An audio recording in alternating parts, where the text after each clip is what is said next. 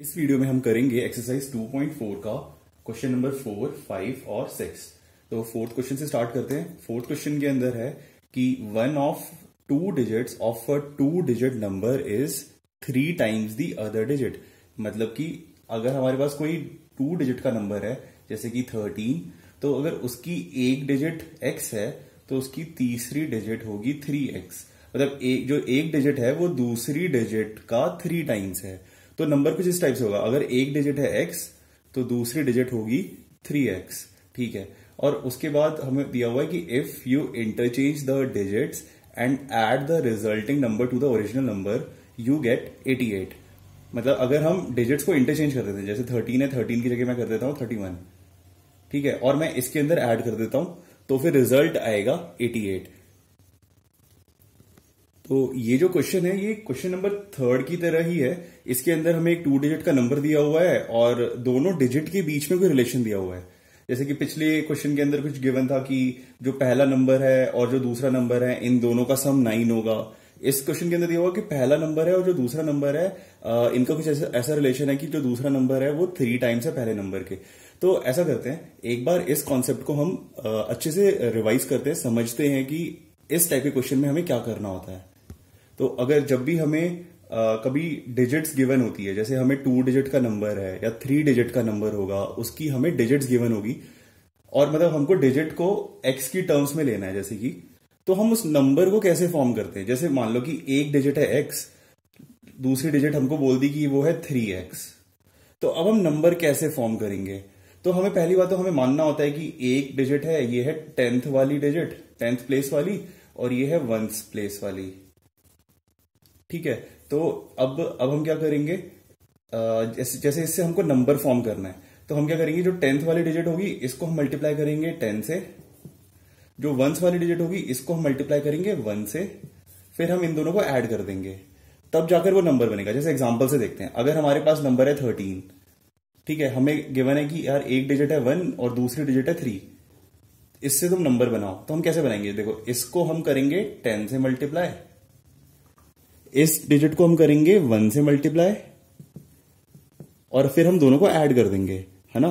इधर से आएगा 10, इधर से आएगा 3, इन दोनों को हमने ऐड किया तो आ गया 13। तो हमको यही नंबर फॉर्म करना था। तो अगर जब हमें x के टर्म्स में गिवन होता है तब भी हम ऐसे करते हैं।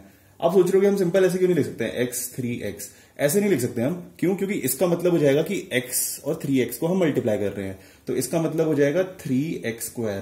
तो हम कभी ऐसे नहीं लिख सकते हैं x 3x, हमको ऐसे लिखना पड़ेगा। देखो x को 10 से मल्टीप्लाई किया, 3x को 1 से मल्टीप्लाई किया, फिर इन दोनों को हमने ऐड कर दिया, तो जो नंबर आएगा वो नंबर हो जाएगा, जैसे 13 के एग्जांपल से मैंने आपको समझाया। इसी तरह अगर हमारे पास कोई 3 डिजिट का नंबर होता, लेट से उसकी डिजिट हमें दी हुई है x, y और z, ये है 10th प्लेस की, सॉरी ये है 100 प्लेस की, ये है 10th प्लेस की और ये है 1 प्लेस की। तो अब हमें नंबर फॉर्म करना है, तो हम कैसे नंबर लिखेंगे, हम ऐसे नहीं लिख सकते x, y, z। क्यों, क्योंकि इसका मतलब हो जाएगा कि x into y into z. अगर हमें नंबर लिखना है तो हमें ऐसे लिखना पड़ेगा 100 into x plus 10 into y plus z into 1, या फिर सिर्फ z। तो ये जो नंबर आएगा, इन तीनों को ऐड करके जो नंबर आएगा वो रिप्रेजेंट करेगा इस 3 डिजिट नंबर को। जैसे मान लो अगर x की वैल्यू होती है यहाँ पे 2, ये होता 3, ये होता 5, तो नंबर कितना बन रहा है 235। अगर मैं ऐसे लिखता हूं x, y, z, तो इसका मतलब हो जाएगा 2 इंटू 3 इंटू 5 यानी कि 10 इंटू 3 यानी कि 30, ऐसे बनेगा नंबर 30। बट एक्चुअली में नंबर क्या है 235। तो 235 लाने के लिए हमें क्या करना पड़ेगा, इसको 2 को हम 100 से मल्टीप्लाई करेंगे यानी 200, 3 को हम 10 से मल्टीप्लाई करेंगे यानी 30, 5 को हम 1 से मल्टीप्लाई करेंगे यानी कि 5, फिर इन तीनों को हम ऐड करेंगे तो ये हो जाएगा 200 प्लस 30 प्लस 5 यानी कि 235। तो ये कॉन्सेप्ट होता है डिजिट्स जब हमको गिवन होती है, या तो एक्स के फॉर्म में या नंबर के फॉर्म में, तो हम इसको ऐसे करते हैं। 100th वाली डिजिट को हम 100 से मल्टीप्लाई करेंगे, 10th वाली डिजिट को हम 10 से मल्टीप्लाई करेंगे, 1st वाली डिजिट को हम 1 से मल्टीप्लाई करेंगे, फिर हम इन तीनों को ऐड कर देंगे, तो जो नंबर आएगा वही रिजल्टिंग नंबर होगा। अब हम अपने क्वेश्चन के ऊपर आ जाते हैं। क्वेश्चन के अंदर है कि एक 2 डिजिट का नंबर है और वो कुछ ऐसा है कि उसकी एक डिजिट दूसरे डिजिट की थ्राइस है, कि 3 टाइम्स है। One of the 2 digits of a 2 digit number is 3 times the other digit. एक डिजिट है वो दूसरे डिजिट के 3 टाइम्स है। तो हम अज्यूम कर लेंगे लेट द डिजिट्स बी, एक डिजिट हो जाएगी x, दूसरी डिजिट है 3 टाइम्स, तो दूसरी डिजिट हो जाएगी 3x। ठीक है, फिर उसके बाद हम लिखेंगे ओरिजिनल नंबर क्या हो जाएगा। अगर ये 10th डिजिट है तो ये हो जाएगा, देखो 10 इंटू एक्स प्लस 3x। ठीक है, ऐसे हो जाएगा, ये हो जाएगा हमारा नंबर। तो इसको हम फर्दर सॉल्व कर लेते हैं। 10x और प्लस 3x, इसका मतलब हो जाएगा 13x। तो हमारे पास नंबर आ गया ये।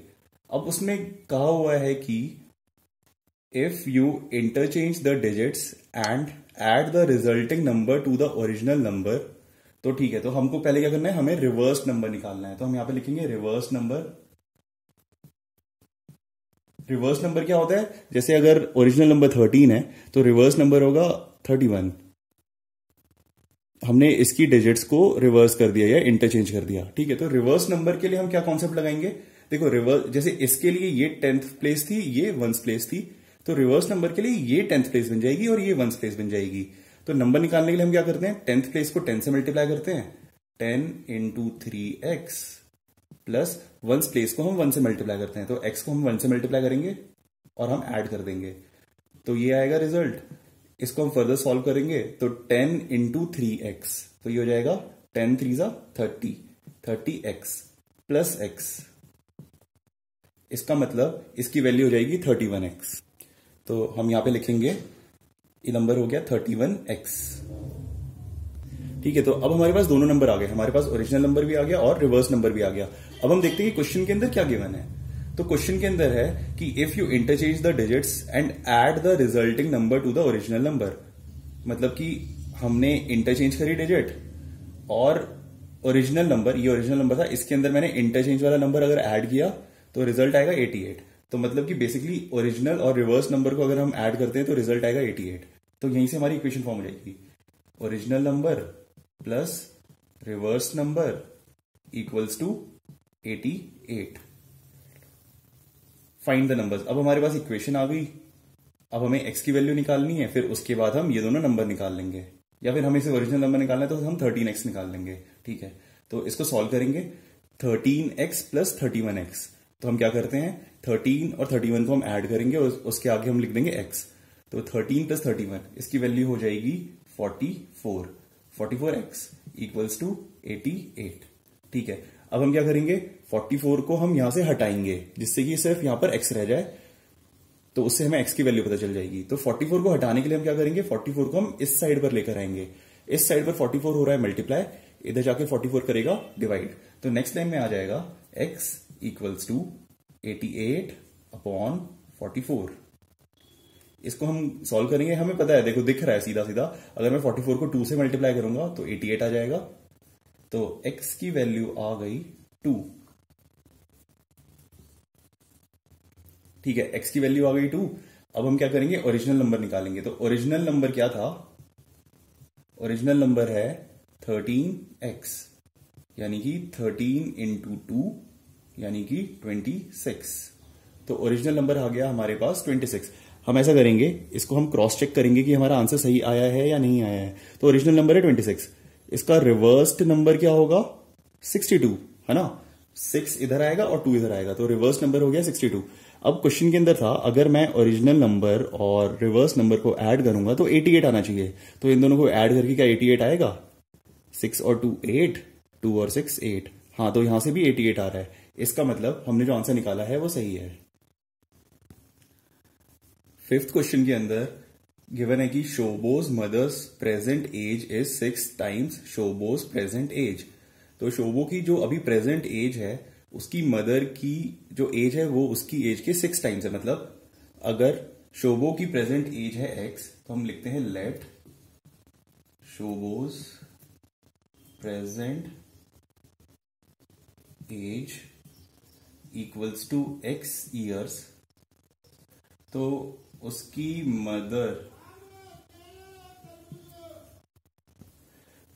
मदर की प्रेजेंट एज हो जाएगी 6 time of Shobo's present age, यानी कि 6x। है ना। क्वेश्चन के अंदर यही गिवन है, जितनी शोभो की एज है उसकी उसकी मदर की एज उसकी 6 टाइम्स है। तो अगर शोभो की एज है x ईयर्स तो उसकी मदर की एज हो जाएगी 6 इंटू एक्स ईयर्स। तो हमने दोनों की प्रेजेंट एज निकाल ली।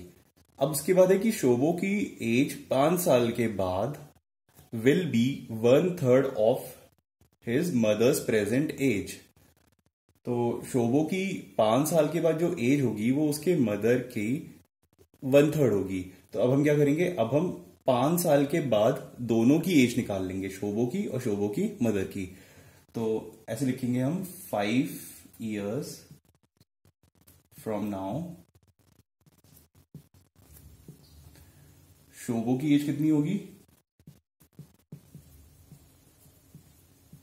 देखो अभी उसकी एज है x, 5 साल के बाद शोभो की एज कितनी हो जाएगी x प्लस 5, है ना। अगर अभी आपकी एज है 14 तो 5 साल के बाद आपकी एज हो जाएगी 14 प्लस 5 यानी कि 19। तो वही कॉन्सेप्ट यहां पे लगाया, अगर शोभो की एज है अभी x, 5 साल के बाद शोभो की एज हो जाएगी x प्लस 5। ठीक है, 5 ईयर फ्रॉम नाउ शोभो के मदर की एज कितनी हो जाएगी, ये हो जाएगी जो अभी एज है प्लस 5। तो अभी एज है 6x, 5 साल के बाद एज हो जाएगी 6x प्लस 5, और यहां पर ईयर्स जरूर लिखना आप। ठीक है, तो अब हमारे पास दोनों की 5 साल के बाद क्या एज होगी वो आ गई। ठीक है, अब हम क्वेश्चन सॉल्व कर सकते हैं। तो क्वेश्चन के अंदर लिखा हुआ है कि शोभोज age 5 year from now will be 1/3 of his mother's present age. Okay, तो क्वेश्चन के अंदर लिखा था हिज मदर्स प्रेजेंट एज, तो इसका मतलब हमें इसका कुछ काम ही नहीं है, ये हमें नहीं निकालना था। स्टिल ठीक है, अगर आपको मतलब समझाने के लिए ये चीज ठीक रही, हमने निकाल लिया इसको। तो ठीक है, तो क्वेश्चन के अंदर है कि शोभो की 5 साल के बाद वाली एज 1/3 होगी उसके मदर की प्रेजेंट एज के। तो मदर की प्रेजेंट एज है ये, शोभो की 5 साल के बाद एज है ये। तो शोभो की जो 5 साल के बाद एज होगी होगी x प्लस 5, ये इक्वल होगी 1/3 यानी 1/3 ऑफ शोभोज मदर्स प्रेजेंट एज। तो शोभो की मदर की प्रेजेंट एज है 6x, उसका 1/3 हो जाएगा 1/3 इंटू 6x, और ये इक्वल होगा शोभो के 5 साल की बाद वाली एज के। तो इक्वेशन यहां से फॉर्म हो गई x plus 5 equals to 1/3 into 6x। ठीक है, इसको हम सॉल्व करेंगे, ये 3 से 6 कैंसिल हो जाएगा, यहां पर आ जाएगा 2, तो इधर आ गया 2x। तो इक्वेशन बन गई x plus 5 equals to 2x। अब हम देखो क्या करेंगे, अब हम इस x को इधर लेके चले जाएंगे, मतलब सारे x एक तरफ और बाकी के नंबर एक तरफ। तो इधर आ जाएगा 5, इधर आ जाएगा 2x माइनस x। तो 2x में से x गया तो आंसर आ गया 5, तो x की वैल्यू आ गई 5। 2x माइनस x यानी कि x, और x की वैल्यू है 5, तो यहां से आ गया आंसर x इक्वल्स टू 5। तो शोभो की प्रेजेंट एज है 5, शोभो की मदर की प्रेजेंट एज क्या है 6x, यानी कि 5 इंटू 6 यानी कि 30। तो इन दोनों की एज आ गई, शोभो की एज है 5, उनकी मदर की एज है 30। इसको हम एक बार क्रॉस चेक भी कर लेते हैं। तो क्वेश्चन के अंदर था कि 5 साल के बाद शोभो की एज, तो अभी शोभो की एज है 5, 5 साल के बाद शोभो की एज हो जाएगी 5 प्लस 5 यानी कि 10। तो 5 साल के बाद जो शोभो की एज होगी वो उसकी मदर की 1/3 होगी। तो ठीक है, तो शोभो की एज होगी 10, मदर की 1/3 कितनी होगी एज 30/3 यानी कि 10। तो यानी कि ये दोनों साइड इक्वल आ गई, इसका मतलब जो हमने आंसर निकाला है वो सही है। तो हमने आंसर क्या निकाला है, शोभो की एज है 5, मदर की एज है 30।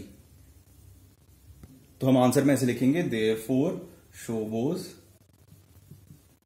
प्रेजेंट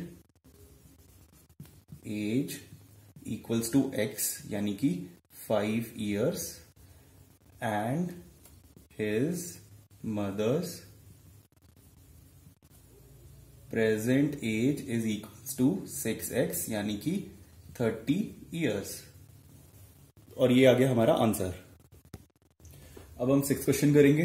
6th क्वेश्चन के अंदर गिवन है कि एक प्लॉट है, उसकी कुछ लेंथ और ब्रेड्थ है जिनका रेशियो है 11:4। तो हम अपना आंसर लिखना स्टार्ट करेंगे। हम लिखेंगे let the ratio be x। अगर रेशियो x है तो लेंथ कितनी हो जाएगी, लेंथ हो जाएगी 11x। कैसे, देखो ये है लेंथ और ये है ब्रेथ, इन दोनों का रेशियो गिवन है 11:4। तो हमने अज्यूम कर लिया कि रेशियो है x। तो उस केस में ऐसा हो जाता है, लेंथ हो जाएगी 11x, ब्रेथ हो जाएगी 4x, है ना। अगर ये रेशियो होता अगर, तो इधर से हम x कैंसिल कर देते तो रेशियो हो जाता है 11:4। तो जब भी ऐसे रेशियो गिवन होता है तो हम सबसे पहले अज्यूम करते हैं let the ratio be x। तो लेंथ अगर 11 के रेशियो में गिवन थी तो लेंथ हो जाएगी 11x, ब्रेथ 4 गिवन थी रेशियो के अंदर तो ब्रेथ हो जाएगी 4x। तो length equals to 11x, breadth equals to 4x, और इसके आगे लिखना आप मीटर, क्योंकि ये दोनों है मीटर के अंदर। तो लेंथ हो गई 11x मीटर, ब्रेथ हो गई 4x मीटर, ठीक है। उसके बाद गिवन है कि एट द रेट ऑफ ₹100 पर मीटर, मतलब कि 100 रुपए लगेंगे हर मीटर पे अगर उसकी हम फेंसिंग करते हैं उस प्लॉट की। जैसे मान लो अगर ये प्लॉट है, ठीक है, इसकी लेंथ गिवन है 11x और ब्रेथ गिवन है 4x। अब क्वेश्चन के अंदर गिवन है अगर हम इसकी फेंसिंग करते हैं चारों तरफ तो हमें पड़ेगी वो 100 रुपए पर मीटर के हिसाब से, ठीक है। मान लो कि इसकी लेंथ आती है 400 मीटर, तो रेट पड़ जाएगा 400 इंटू 100, यानी कि कितने जीरो आ जाएंगे, 4 जीरो, यानी कि 40,000। तो 40,000 रुपए लगेंगे अगर 400 मीटर इसकी लेंथ होगी। इसको फेंस कराने में अगर 100 रुपए लगते हैं पर यूनिट के, ठीक है। तो लेंथ आ गई हमारे पास, ब्रेथ आ गई। उसके बाद गिवन है कि 100 रुपए लगेंगे पर मीटर पे फेंसिंग कराने के लिए और टोटल रुपए लग रहे हैं 75,000 रुपए, ठीक है। तो हमें देखो क्या करना पड़ेगा, हमें तो सबसे पहले इसका निकालना पड़ेगा पेरीमीटर। तो पेरीमीटर हो जाएगा, पेरीमीटर का फॉर्मूला क्या होता है, 2 into L plus B, 2 into L plus B, यानी कि 2 इंटू 11x प्लस 4x, यानी कि 2 इंटू 11 और 4, ये कितना हो गया 15x, यानी कि 30x। तो पेरीमीटर आ गया इसका 30x, ठीक है। अब हमारे पास पेरीमीटर आ गया। हमें गिवन है कि 100 रुपए लगेंगे हर मीटर पर, तो ये है इसका टोटल पेरीमीटर। तो पूरे पेरीमीटर को फेंस कराने के लिए लगेंगे इतने रुपए, पेरीमीटर इंटू 100, और टोटल रुपए कितने लग रहे हैं, टोटल रुपए लग रहे हैं 75,000, तो यहां पर आ जाएगा 75। तो इस तरीके से हमने इक्वेशन फॉर्म कर ली। एक बार मैं फिर से समझाता हूं आपको हमने क्या किया। सबसे पहले तो देखो हमने अज्यूम करा कि जो रेशियो है वो x है, तो L और B का रेशियो था 11:4, तो लेंथ हो गई 11x, ब्रेथ हो गई 4x। उसके बाद हमने क्या करा, हमने उसका पेरीमीटर निकाला। पेरीमीटर क्यों निकाला, क्योंकि गिवन है क्वेश्चन के अंदर कि उसके चारों तरफ फेंसिंग कराने के लिए कुछ रुपए लगेंगे।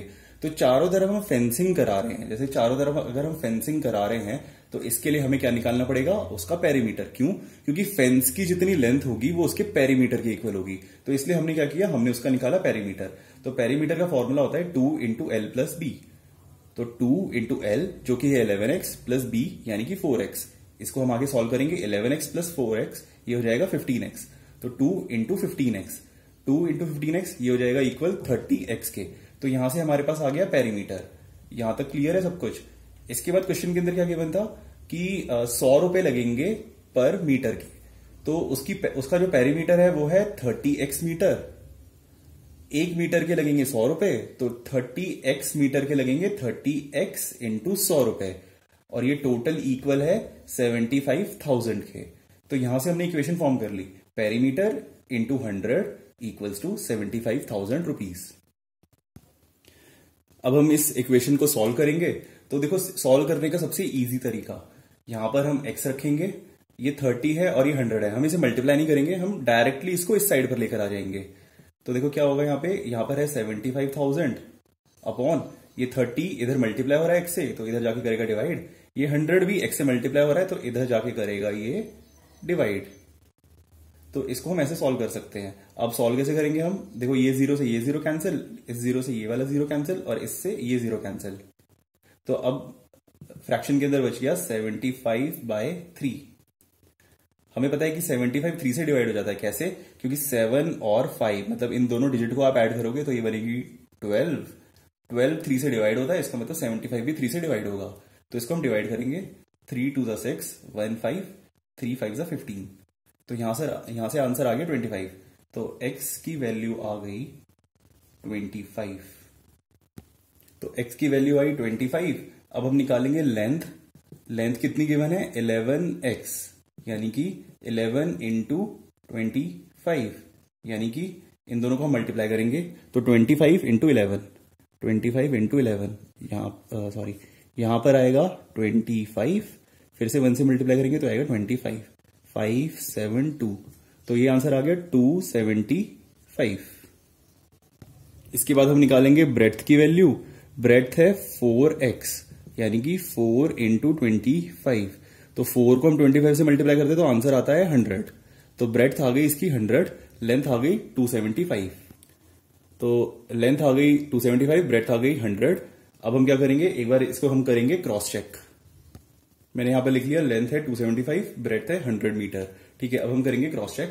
तो पेरीमीटर कितना आ जाएगा 2 इंटू 275 प्लस 100, है ना, 2 इंटू एल प्लस बी। तो ये वैल्यू क्या इक्वल हो जाएगी 2 इंटू 275 और 100, ये हो जाएगा 375।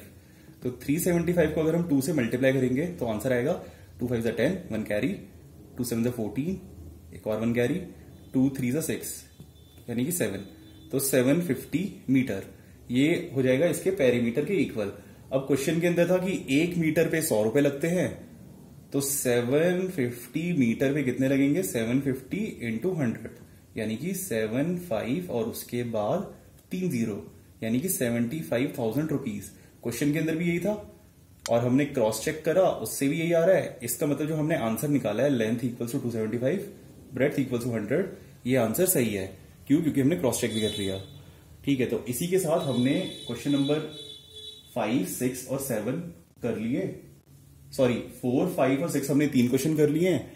अगर आपको ये वीडियो अच्छा लगा हो तो प्लीज आप इस वीडियो को लाइक करो और चैनल को सब्सक्राइब करो। Thank you.